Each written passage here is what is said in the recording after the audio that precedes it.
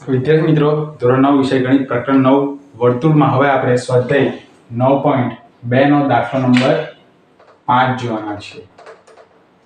એની રકમ શું છે તે આપણે પહેલા જોઈએ. શું આપ્યું છે કે એક વિહાર સ્થાનમાં 5 મીટર ત્રિજ્યાવાળા દોરેલા વર્તુળ પર રમત રમવા માટે 3 છોકરીઓ રેશમા, સલમા અને મનદીપ ઊભા છે. વિહાર સ્થાન એટલે ફરવાનું સ્થાન, બગીચા જેવું સમજી લો.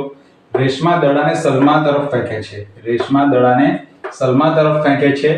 સલમા મનદીપ તરફ અને મનદીપ રેશમા તરફ દડો ફેંકે છે.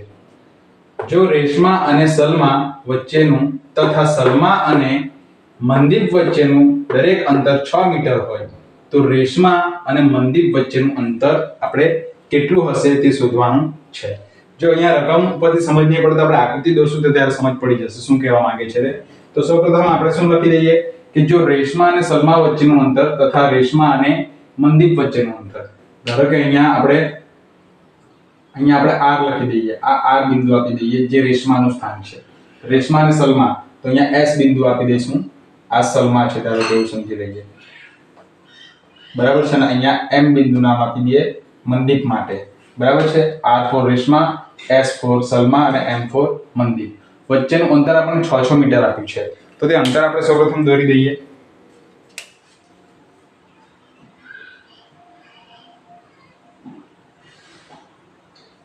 આ કેટલું મીટર થઈ ગયું? 6 મીટર. બરાબર છે. તે જ રીતે સલમા અને મનદીપ વચ્ચેનું અંતર પણ કેટલું થશે વિદ્યાર્થી મિત્રો? એ પણ 6 મીટર જ થશે.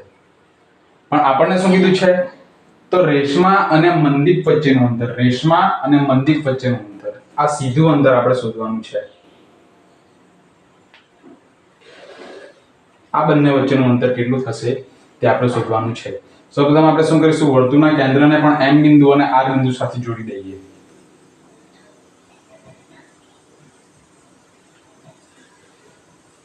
તે જ રીતે વિદ્યાર્થી મિત્રો, વર્તુળના કેન્દ્ર અને R ને પણ R બિંદુને પણ જોડી દઈએ જ્યાં રેશમા ઊભી છે. ચલો જોડી દીધું. વર્તુળનું કેન્દ્ર શું છે? O. હવે શું કરીશું? વર્તુળના કેન્દ્ર O ને આપણે S બિંદુ સાથે પણ જોડી દઈએ. ચાલો જોડી દીધું. જ્યાં છેદે છે આ બિંદુ ત્યાં આપણે P બિંદુ નામ આપી દઈએ. શું આપી દઈએ? P આપી દઈએ. હવે વિદ્યાર્થી મિત્રો આપણે ધ્યાન આપવાનું છે. અહીંયા શું આપણને આપ્યું છે તે સૌપ્રથમ આપણે તો લખીશું. શું આપ્યું છે તે આપણે ધ્યાનથી જોઈએ તો આપણે અહીંયા આપણા પાસે RM નું અંતર આપણા પાસે શોધવાનું છે. પણ OR આપણને ખબર છે. OR આપણને ખબર છે એટલે એક વ્યવસ્થામાં 5 મીટર ત્રિજ્યા વાળા. તો ત્રિજ્યા કેટલી થશે? OR 5 metre. તે જ રીતે OM બરાબર પણ કેટલું થશે? 5 મીટર. તે જ રીતે OS બરાબર પણ કેટલું થશે?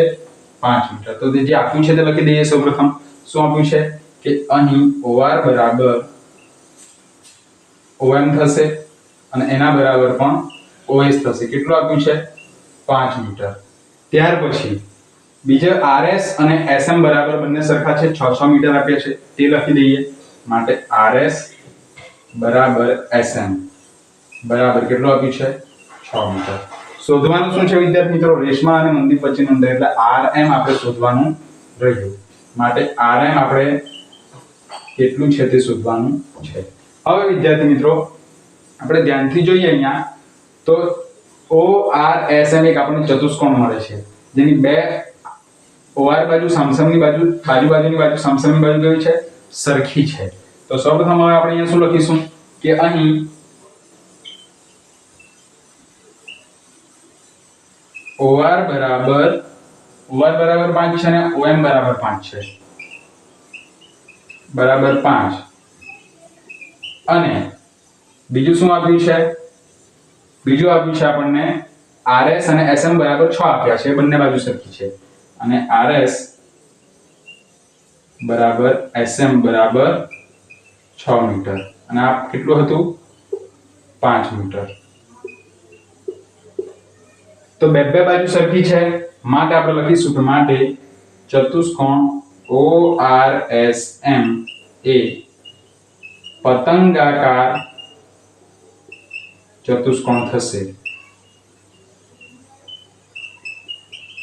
કેમ પતંગાકાર? તમને આકાર પણ પતંગાકાર દેખાયો હશે વિદ્યાર્થી મિત્રો. આવી રીતના પતંગ જેવો આપણને આકાર દેખાય છે જેની બે જોડીઓ સરખી હોય પાસ પાસેની, બરાબર છે। હવે વિદ્યાર્થી મિત્રો પતંગાકાર છે તો આપણે શું લખી શકીએ? પતંગાકાર ચતુષ્કોણના વિકર્ણો હંમેશા શું કરે? કાટખૂણે દુભાગે। આપણે જોઈએ છે, આપણને કાટખૂણો જોવા મળશે, માટે લખીશું માટે તેના વિકર્ણો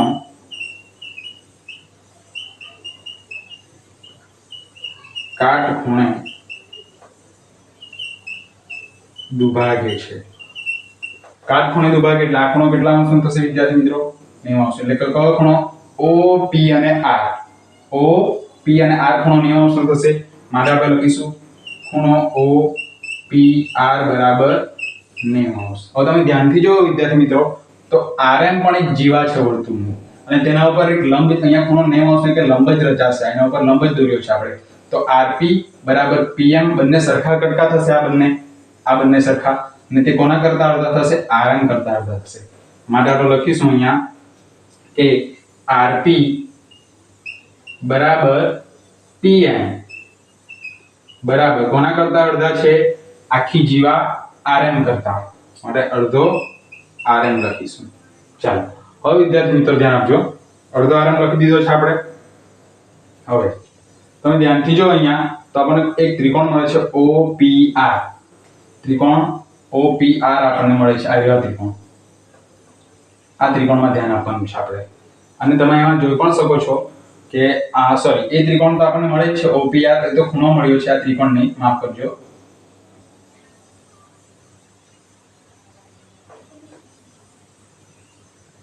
ચાલો આપણે જોવાનો છે ત્રિકોણ ORS જોવાનો છે, ત્રિકોણ ORS જોવાનો છે, દેખાય છે ORS, અને તેના ઉપર આપણે એક લંબ દોરીશું। હવે માપપટ્ટીનો ઉપયોગ કરીને આપણે તેના ઉપર લંબ દોરીશું।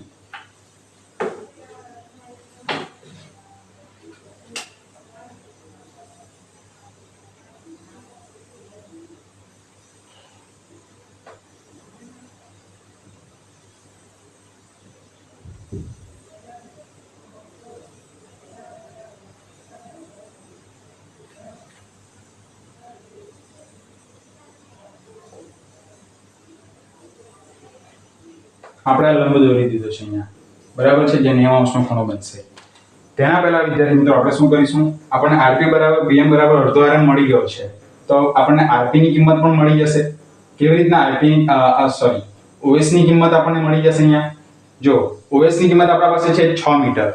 હવે લંબ દોરીએ કોઈ પણ જીવાનું કેન્દ્ર તરફથી, તો આપણને શું મળે? RM મળે છે। હવે લંબ દોર્યો છે વિદ્યાર્થી મિત્રો, તે પણ અહીંયા જીવા આપી છે, તો તે જીવાના પણ બે સરખા ભાગ કરશે, માટે જીવાના બે સરખા ભાગ કરશે। અહીંયા આપણે Q બિંદુ નામ આપી દઈએ, અહીંયા છેડે છે ત્યાં, તો માટે પહેલા તો આપણે લખીશું કે RS લંબ OQ લંબ RS રચો,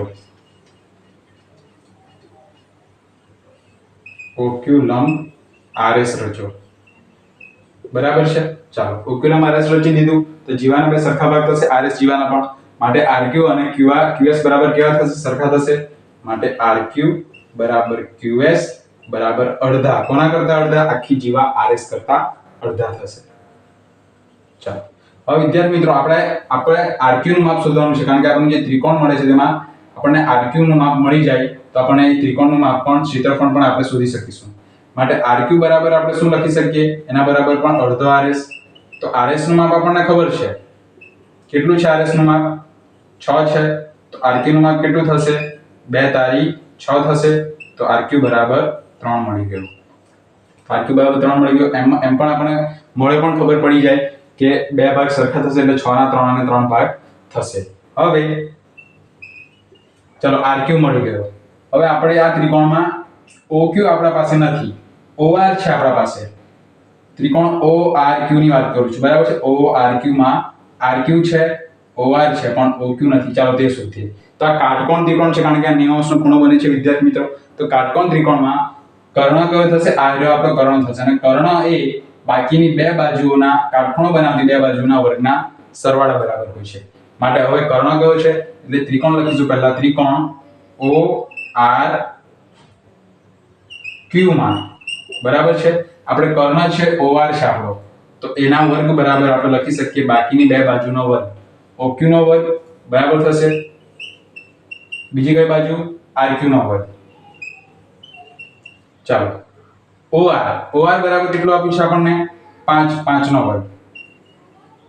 OQ બરાબર કેટલું આપ્યું છે આપણને નથી આપ્યું, શોધવાનું છે એટલે લખીશું વત્તા RQ આપણને આપ્યું છે 3 આપણે શોધ્યું છે તો 3 નો વર્ગ. આયરવાર RQ આપણા પાસે વર્ગ.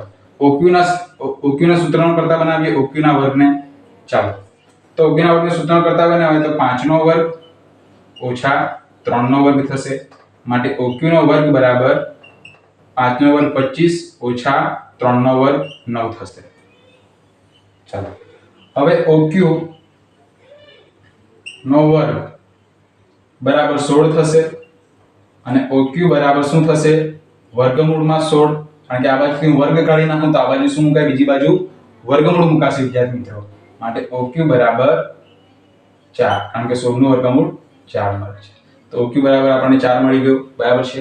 હવે આપણે ત્રિકોણ ORS નું ક્ષેત્રફળ શોધીશું. હવે ત્રિકોણ ORS નું ક્ષેત્રફળ એ શું થશે વિદ્યાર્થી મિત્રો આખું ત્રિકોણ ORS નું તો કે હાફ ગુણ્યા પાયો ગુણ્યા વેધ સૂત્ર આપણે ઉપયોગ કરીશું. એટલે કે અડધો ગુણ્યા પાયો કયો થશે RS પાયો થશે ગુણ્યા વેધ કયો થશે એના પર દોર્યો છે આપણે. આ વેધ જ કેવા છે OQ જેનું માપ આપણે હમણાં જ મેળવ્યું છે બરાબર છે.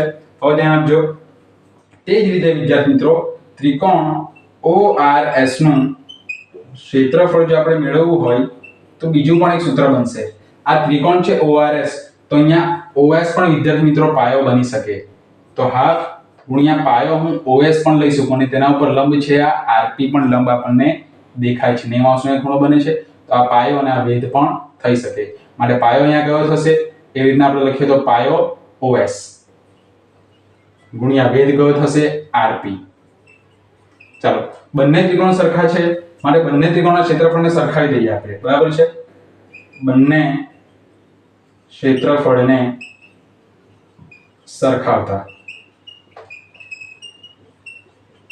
તો શું થશે વિદ્યાર્થી મિત્રો એકનું સરખાવીએ પહેલાનું હાફ ગુણ્યા RS ગુણ્યા OQ હતું બરાબર. બીજું શું હતું બીજાનું આ છે અડધો એટલે કે હાફ ગુણ્યા OS ગુણ્યા RP છે. બંને બાજુ સરખા નીકળી જશે તો રહી શું ગયું RS ગુણ્યા OQ બરાબર OS ગુણ્યા RP રહી ગયું વિદ્યાર્થી મિત્રો. હવે બધાની કિંમત મૂકી દઈએ. RS ની કિંમત છે આપણા પાસે આ છે કેટલા 6 મીટર ગુણ્યા OQ નું છે આપણા પાસે 4 આપણે શોધી છે. ક્યાં ગયું OQ આપણે 4 શોધ્યું છે. OS ની છે આપણા પાસે આ છે OS તો ત્રિજ્યા છે અહીંયા આપણે સ્ટાર્ટિંગમાં લખ્યું છે OS કેટલા છે એના બરાબર 5 તો 5 લખીશું. RP ની છે આપણા પાસે ના RP ની આપણા પાસે વેલ્યુ કિંમત નથી. ચાલો ગુણાકાર કરીશું. હવે 6 ચોક 24 થશે બરાબર અહીંયા 5 RP થશે. માટે RP ના સૂત્રનો કરતા બનાવીએ RP બરાબર શું થશે 24/5. હવે આપણે 24/5 અહીંયા કરીએ સાઈડમાં તો 5 ચોક 20 ભાગ જશે કેટલા વધશે 4 ઉતારીશું ભાગ નહીં ચાલે તેમ શૂન્ય મૂકીશું અહીંયા પોઈન્ટ આવશે 5 × 8 = 40 તો 4.8 જવાબ આવે છે કેટલો માટે RP બરાબર 4.8 આવ્યો. હવે તમારે એક ખાસ ધ્યાન આપવાની જરૂર છે અહીંયા વિદ્યાર્થી મિત્રો. હવે શું ધ્યાન આપવાનું છે RP બરાબર 60 મળે છે તો RP બરાબર અહીંયા શું છે આપણે ક્યાંક લખ્યું છે કે હા RP એ કોને દુભાગે છે RM ને બરાબર છે. અહીંયા આપણે લખ્યું છે RP બરાબર PM બરાબર અડધું RM છે. તો RP બરાબર તો શું છે અડધું RM છે. આપણને RM ની કિંમત આના પરથી મળી શકે. તો RP બરાબર PM છે. RP બરાબર PM છે અને PM બરાબર પણ RP લખી શકાય. માટે અહીંયા આપણે લખી શકીએ માટે RP બરાબર શું થશે અડધો RM આપ્યો છે 2 ને આપણે અહીંયા લઈ જઈએ એટલે 2 RP બરાબર શું થશે 2 વખત RP લઉં તો મને આખો RM મળશે. આ 2 અહીંયા ગુણાશે માટે RM. તો 2 ગુણ્યા RP ની કિંમત આપણને મળી છે 4.8 બરાબર છે બરાબર RM. 4.8 નો આપણે ગુણાકાર કરીએ તો 8 × 2 = 16 નો 6 વધી 1 4 2 8 ને 9 પાછળથી એક પોઈન્ટ ખસેડી લેવો બરાબર rm માટે rm બરાબર 9.6 rm શું કહે છે વિદ્યાર્થી મિત્રો r એટલે રેશમા અને m એટલે મંદીપ માટે રેશમા અને મંદીપ વચ્ચેનું અંતર 9.6 મીટર આપણને મળશે તો ખૂબ સહેલો દાખલો હતો વિદ્યાર્થી મિત્રો માત્ર થોડું ધ્યાન રાખવાનું છે આપણે જ્યાં લંબ દોરીએ છીએ અને જ્યાં ખૂણો બનાવીએ છીએ અને જ્યાં કિંમતો શોધીએ છીએ બાકી દાખલો ખૂબ સહેલો છે તમે બે થી 3 વાર પ્રેક્ટિસ કરશો તો તમને આવડી જશે આના સાથે વિદ્યાર્થી મિત્રો સ્વાધ્યાય 9.2 દાખલા નંબર 5 આપણો અહીંયા પૂર્ણ થાય છે